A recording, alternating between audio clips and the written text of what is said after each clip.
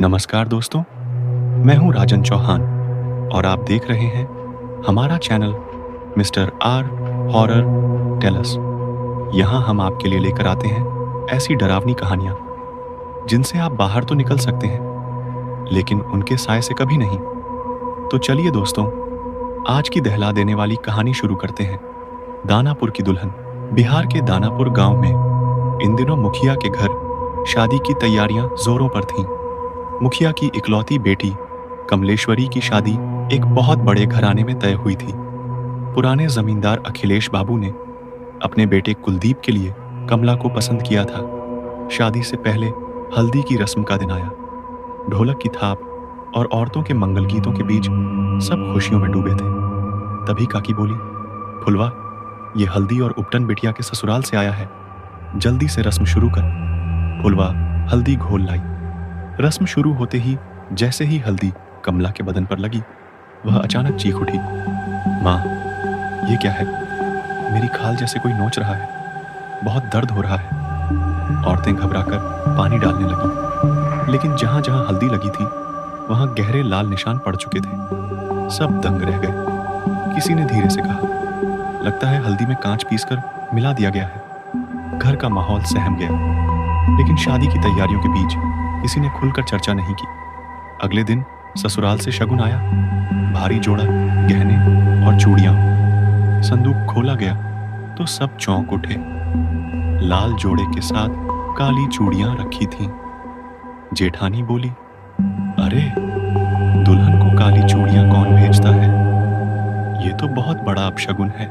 मां ने समझाने की कोशिश की, शायद इनके खानदान की कोई परंपरा हो, पर नौकर कह गए थे कि यही पहनानी होंगी। मजबूरी में कमला के हाथों में वही काली चूड़ियां पहना दी गई। कमला जब लाल लहंगे में सजी तो सहेलियां दुपट्टा ओढ़ाने लगी। तभी एक सहेली चीख पड़ी, इस दुपट्टे का कोना तो फटा हुआ है। फुलवा का दिल बैठ गया। इतने बड़े घराने से कटा फटा दुपट्टा? साफ लग रहा था कि किसी ने जानबूझकर यह सब किया है। फिर भी शादी का दिन आया। जयमाल के लिए जब सहेलियां कमला को मंडप तक ला रही थीं, उसका चेहरा अचानक पीला पड़ गया। उसने सहेलियों को धक्का दिया और अपने बाल नोचने लगी। कुछ ही पल में उसके सिर से बालों का एक बड़ा गुच्छा टूटकर जमीन पर गिर पड़ा। बालों के बीच गोल घेरा साफ दिखाई दे रहा था। सब सकते में रह गए। बड़ी माँ ने कहा, यह सब नजर या काला जादू है। इतनी घटनाएं यूं ही नहीं हो सकती। फिर भी समय निकल रहा था। किसी तरह जयमाल की रस्म पूरी हुई, लेकिन कमला का चेहरा बुझ चुका था। रस्मों के बाद जब दोनों समधन आमने सामने हुई तो सच सामने आया। कुलदीप की माँ बोली, हमने तो बहू के लिए लाल राजस्थानी चूड़ा भेजा था, काली चूड़ियां हमने कभी नहीं भेजी। यह सुनकर सब सन्न रह गए। अब साफ था कि यह खेल कमला के घर में ही हुआ था। बड़ी माँ ने नजर उतारने की कोशिश की, लेकिन जैसे ही मंत्र पढ़कर कमला के सिर से सामान उतारा, उन्हें जोर का झटका लगा और वे दूर जा गिरी। यह दृश्य देखकर सबकी सांसें थम गईं। माहौल में खामोशी छा गई। कमला ने मां का हाथ पकड़कर कहा, मैं ठीक हूं मां, आप चिंता मत करो। पर सब समझ चुके थे यह कोई साधारण बात नहीं थी। यह आने वाली किसी बड़ी अनहोनी का संकेत था।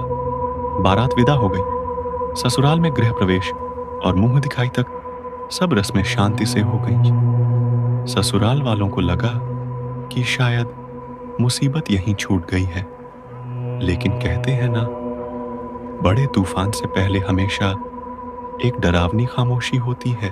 तो दोस्तों, ये थी कहानी दानापुर की दुल्हन की। लेकिन याद रखिए, ये तो सिर्फ शुरुआत है। कमलेश्वरी की असली दहशत अब उसके नए घर में इंतजार कर रही है।